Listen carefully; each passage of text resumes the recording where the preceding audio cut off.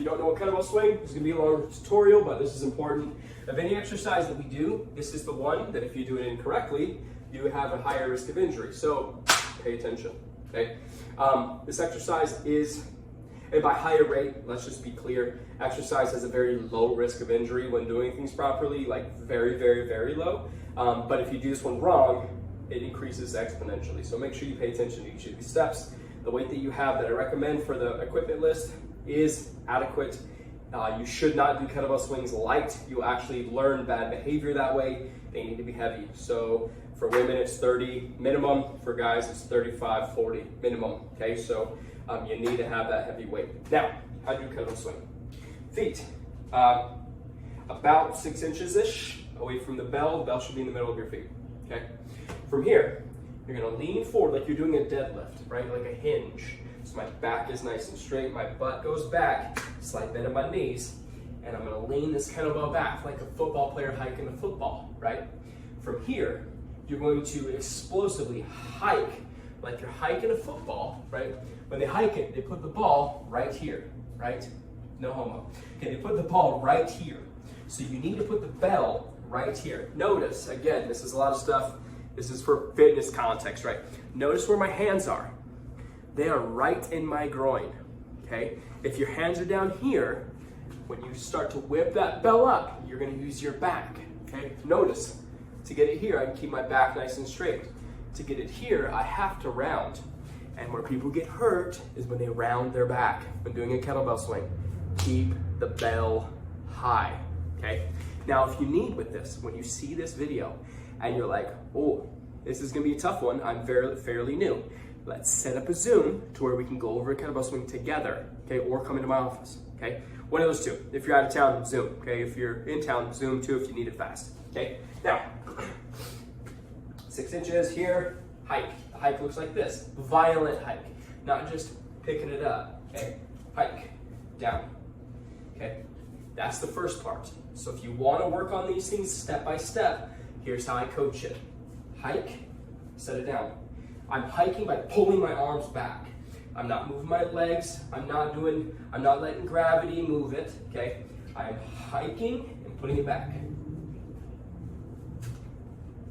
There, notice bell's really nice and high. Next, violent. I mean hard. You're gonna slam your hips forward, okay? Back stays straight. So we're not doing this, we're doing this. Notice, back is straight. Back is not straight. Violent hip thrust. Squeezing my butt at the top, like I'm holding in like bad guacamole, okay? We're holding it tight. From here, your arms are not moving. Think of your arms like Maui's fish hook. Maui's fish hook, right? His fish hook is just holding on to the thing. There's a rope on it, right? The rope can't do anything. We want the rope nice and tight. So your arm's gonna be straight, okay? Arms straight, my hips are flinging the dang thing, okay? If you see, I'll show you some common faults. If you see these things happening, which by the way, as I'm doing this, you probably should record yourself so you can see and make sure you're doing it right. I do this all the time. Here, hip, violent, violent, violent, violent, okay? Now, after the bell's in the air, next thing, where should it get to? Shoulder height. Some people do all the way up. It's called an American swing. Good for you. We're gonna do a Russian swing. Only time, okay? Only time we like the Russians. Just playing. Okay, here, right here, right here, okay? Then the bell's gonna come down. Let gravity take it down. You get to relax, okay? And then as soon as the bell is about to hit you in the groin again, that's when you break. If you don't, here's what happens.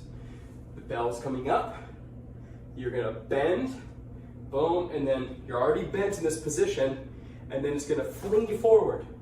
We don't wanna do that. We wanna catch at the bell like we're catching a snowball. Somebody throws a snowball at you. If you're already ready to go like this, like in this position, you're ready to hit the kettlebell like this, it's not gonna work.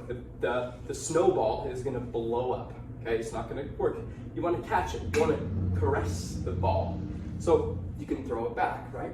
So how you do that is you wait patiently, patient, patient, patient. I'm waiting, bam, now I go.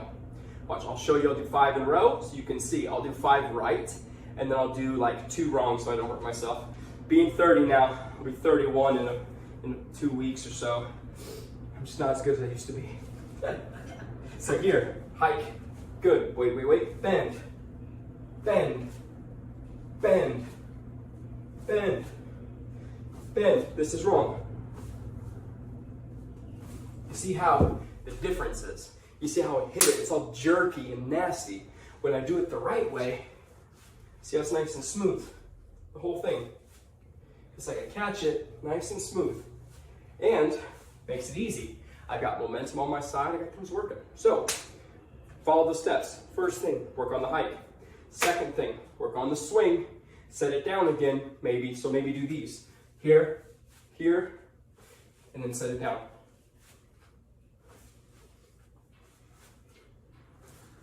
Okay? And then each time you set the bell down, you set it down the exact same way that you picked it up. Bell 6 or 7, 8 inches in front of you. Set it down 6, 7, 8 inches in front of you.